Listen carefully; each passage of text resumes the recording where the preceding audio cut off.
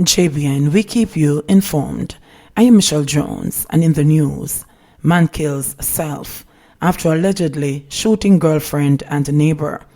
The Westmoreland police are reporting that a man is suspected of committing suicide after he reportedly shot his girlfriend and a neighbor during a domestic dispute in the community early this morning. According to Superintendent Robert Gordon, head of the Westmoreland Police, preliminary reports are that about 4 a.m., the man reportedly returned home intoxicated and was later involved in an argument with his girlfriend when a gun was brought into play. The neighbor, who is the owner of the property, reportedly heard the commotion and went to investigate.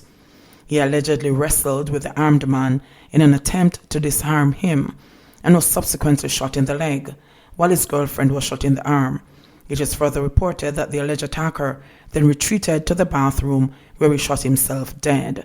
Superintendent Gordon says investigations are ongoing. Tropical wave to move across Jamaica today, says Met Service.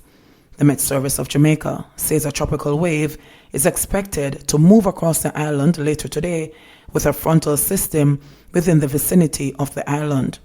Thereafter, a trough will remain across the island over the next few days.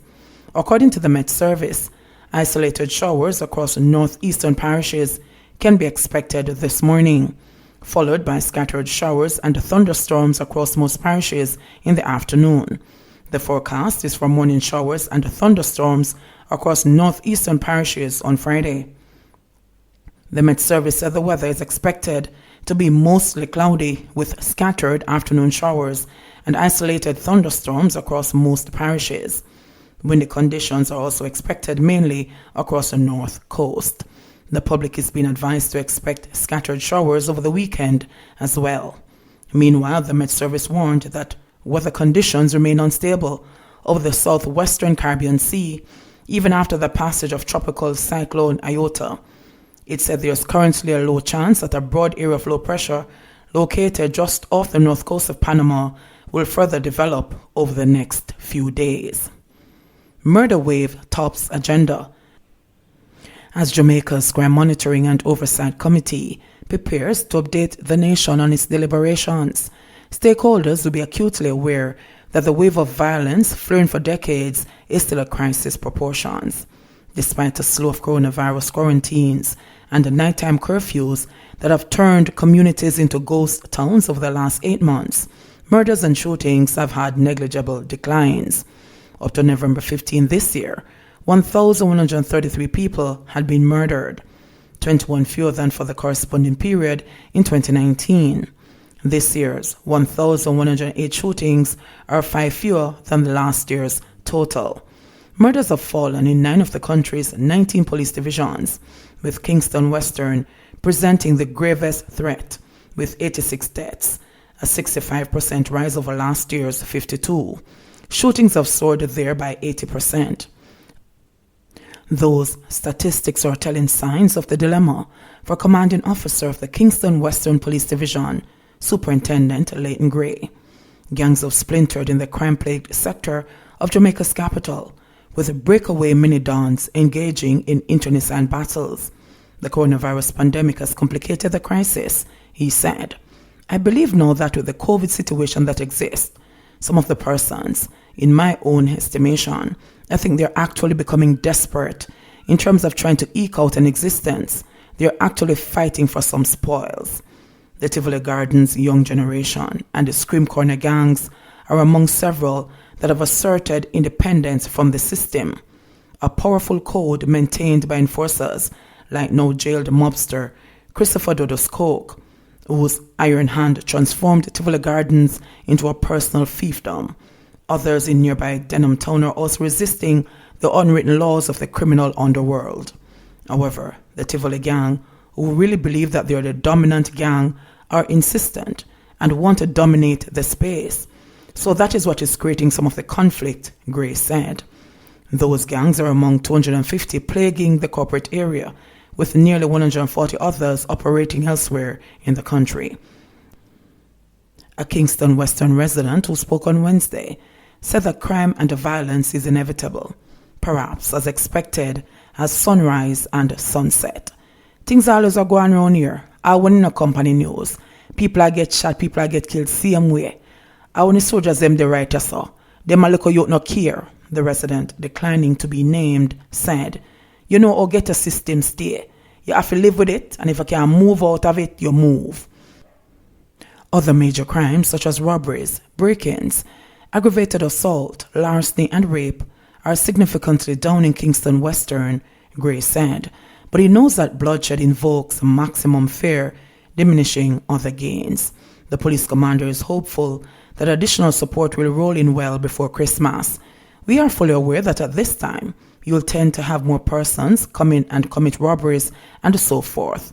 As a result of that, we have actually crafted a plan to really manage, especially the market district, said Gray. Costas donates tablets valued at $1.6 million to students. Students from select schools in Clarendon benefited from donation of tablets valued at about $1.6 million from Costas of the parish, William Shogori, in collaboration with the Ministry of Education under the One Tablet Laptop Per Child project. The handover ceremony was held at Denby High last Friday, where Minister of Education Favour Williams, along with Shogori, handed over the tablets to the principals or their representatives of Central High, Clarendon College, Denby High, Edwin Hallin High, Foga High, and Vere Technical High, who collected on behalf of the students. Responding to the outreach, principal of the school, Janice Jalal, said she is happy he responded to the cries for help from students and parents. When good Samaritans such as Costas Shogori reach out in this way, the impact on our children is far-reaching. Our children realize that the caring capital still exists in our country and that others are invested in their success, she said. Jalal also praised the vice principal of the school, Dan Gordon Denton, who she said did an excellent job of coordinating the selected schools. One of the beneficiaries of the tablet, Eva Reeder, a grade 8 student at Denby High, expressed joy at receiving the device. I'll now be able to log on to my classes and complete my work on time. I've not been able to do that since school closed in March, she shared, adding that her mother was overwhelmed and broke down in tears. She's a single mother of us 3 girls and is finding it difficult to help us now, she said. Commenting on his generosity, Shogori said it was influenced by the need to continue to assist students, and as we cannot afford to continue not helping the students, otherwise we're going to have a generation of illiterate children. I'm asking the private sector to come on board and help the children so they can have a future in coming years, is the plea coming from him. Highlighting the Tablet in Schools program, Shogori said that the government is not in a position to help everybody, and that is why he said the private sector needs to step up. In addition to the 60 tablets, Shogori also donated 120 books written by former principal of the school, Dr. Cashon Troop, Chief Education Officer in the Ministry of Education, titled The Missing Link to the 6 Schools. 2 more COVID deaths, 69 new cases in Jamaica. Jamaica recorded an additional 2 COVID-19 related deaths and 69 new cases on Wednesday, according to the Ministry of Health and Wellness. The deceased are a 53-year-old female and a 63-year-old male, both from Kingston and St. Andrew. Another death of a COVID-19 patient on Wednesday is under investigation. The latest fatalities bring the death toll from the coronavirus in Jamaica to 235. The 69 newly confirmed COVID-19 cases bring the total number of cases on record for the island to 10,088. Recoveries increased by 38, bringing total recoveries to 5,407. Of the newly confirmed cases, 36 are males and 33 are females, with ages ranging from 3 months to 83 years. The cases were recorded in St. Catherine, 20, Kingston and St. Andrew, 12, St. James, 9, St. Anne, 7, Hanover, 6, Manchester, 4, St. Elizabeth, 4, Westmoreland, 3, Trelawney, 2, and Portland, 2. There are 8 moderately ill patients and 7 critically ill patients among the 4,306 active cases now under observation in Jamaica. Launch of Education Ministry's Own Your Own Device program delayed. The Ministry of Education, Youth and Information says the launch of the application process system for the Own Your Own Device OYOD initiative program has been delayed due to technical issues. The ministry said the organization that was engaged to develop the system has apologized for the setback and are working to have the matter addressed as soon as possible. The ministry also extended its apologies. It is advising members of the public who wish to get information regarding the OYOD program to call 888-338-2283 or 888-724-8463 or email the ministry at educate.gov.jm and OYOD at moey.gov.jm. JBN, we keep you informed. Please remember to subscribe, like, share, leave us a comment, and click the notification bell to receive our daily news items.